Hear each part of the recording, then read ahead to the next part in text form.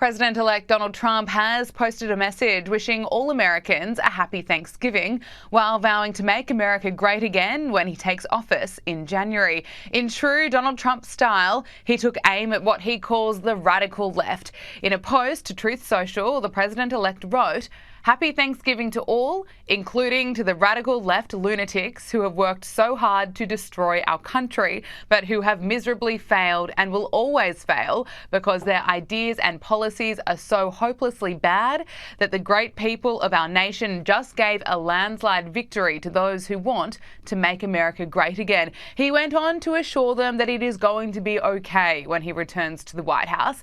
He wrote, "Don't worry, our country will soon be respected, productive, fair, and strong, and you will be more than ever before proud to be an American." The message is going viral on social media. His son, Donald Trump Jr., shared it on X, labeling the post as legendary. And it comes as some on the left of politics are having meltdowns about having to spend time with family members who voted for Donald Trump, and they're calling on others to boycott the holiday. I just had to set my first big post-election boundary and say that I am not going to Thanksgiving. It's not in the best interest of my mental health. You do not need to spend Thanksgiving with your MAGA relatives. You can, in fact, opt out. So this year, I'm doing my own fun Thanksgiving. I have made the decision for myself and my fiance and our child to skip out on family holidays with my family that voted for Trump. Senior editor-at-large at Newsweek, Josh Hammer, joined Power Hour for his take. Of course, I'm not surprised at this. I mean, this is what the left does, Gabrielle. This is what the left does here in America. They take every tradition, they take everything that we have inherited, they take everything that is sacrosanct to who we are as American people, and they seek to trash it and destroy it and say that it is a vestige of white supremacy, or that it has to do with the patriarchy, or that it has to do with xenophobia there. I mean, every single time we seemingly have a holiday here in America, they find some new excuse, they conjure up some new manufactured excuse to just try to trash it and to try to tar and feather their fellow Americans as a bunch of troglodytes if they have the temerity to actually celebrate one of our great national traditions. Look, Thanksgiving was actually originated by President George Washington himself. He did it barely 5 months after he was inaugurated as the first president of the United States. He issued a very famous proclamation on October 3rd, 1789, from the nation's first capital in New York City. It was ultimately about thanking God. That's actually what Thanksgiving was about. It was actually really just an ecumenical kind of civic religious day to literally thank the creator of all things for all that we have been given. You know, frankly, Gabrielle, between me and you, and I guess now the world, I think that I think that the American left and the global left extrapolating could actually stand to thank God a little bit more. You know, the world is not as terrible, lefties, as you guys think it is. There's actually a lot of good out there, and above all, that really is what the Thanksgiving holiday here in the States is about. It is about taking a step back from the partisan drivel, the 24/7 clickbait news cycle. We're going to take a break from criticizing others, focus on that which is good, on that which is positive, on that which we actually are grateful and thankful for. It's a really beautiful holiday. It's actually by far my favorite holiday on the American civic calendar, and I'm very excited once again to celebrate it this year. Oh, between you and me, I agree with you. I think we can practice a little bit more gratitude and celebrate the important holiday. Look, there is concerning news that we have to get to revealed today that several members of Trump's incoming administration have received threats, including bomb alerts. What more can you tell us about this? So it's really terrifying stuff, actually. It's almost a dozen. It's almost a dozen incoming Trump cabinet picks, everyone from Lee Zeldin, the incoming EPA secretary, to Elise Stefanik, the incoming U.S. ambassador to the United Nations, John Ratcliffe, the incoming CIA director, apparently Matt Gaetz, who actually withdrew himself from attorney general contention. He apparently received something as well.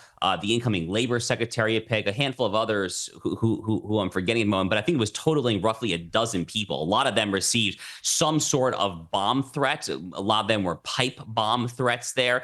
Some of them actually had swatting called to their house. So swatting is a terrible, terrible practice here in America, here where you basically falsely report a terrible crime in order to get a SWAT team with large rifles and vans and everything reported to that home. It's a pure scare tactic, pure intimidation tactic here.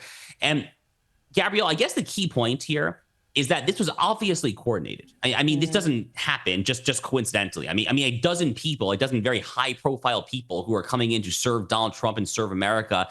They don't just get randomly put with a bunch of bomb threats with no connection. So, I think what has to happen now is pretty clear. It's that the Attorney General of the United States, Merrick Garland, and the President of the United States, Joe Biden, who I believe is still president, although I've seen very little in the way of signs of life recently. If they want to do the right thing here, we need investigation immediately, because this is the kind of conduct that simply cannot stand. America has just gone through 2.5 to 3 years of debilitating, republic destabilizing, constitution undermining lawfare. Jack Smith, the special counsel, just withdrew his 2 cases against Donald Trump in Florida and Washington, D.C. But that came from the Joe Biden, Kamala Harris, Merrick Garland Department of Justice. If this DOJ wants to recover anything remotely resembling a morsel of integrity on its way out the door before Donald Trump retakes power come January 2025, they have to do the right thing here. And that means immediately investigate what happened here. There's a slew of possible federal statutes here. If there actually was a collusive conspiracy, that's potentially a violation of 18 U.S. Code Section 241, a conspiracy against rights to deprive you of your constitutional rights as Americans, any number of other state and federal crimes that come to mind as well. But we need someone to investigate this immediately, because this was not a one-off. This clearly was coordinated. Maybe it was foreign, maybe it was domestic, but whoever it is has to pay a price for it. In some lighter news, it's been revealed that the majority of Americans are overall either happy or at least satisfied that Donald Trump won the election, and are either excited or optimistic about what he'll do as president, according to a new poll. What do you make of this, and what do you put it down to? I think the most interesting thing here in looking at the crosstabs, because you're right that a lot of people actually are very happy with the way that the transition team is going. I mean, look at Donald Trump dancing there. I mean, who can not be happy about that, right? But I think one of the things that really stands out to me is that Donald Trump's current approval rating with the under 35 demographic, so ages 18 to 35, he's plus 18. It's a 57 to 39 split. That is astonishing, Gabrielle. I mean, I am someone who came of political age during the George W. Bush and Barack Obama eras. I was in university here when Barack Obama was president.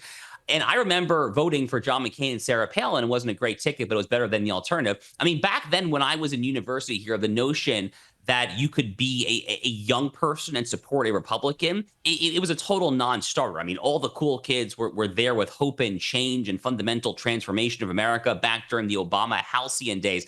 But Donald Trump has become something of a cultural phenomenon here. I mean, that dance that we just saw there, the MAGA hats, the red hats there.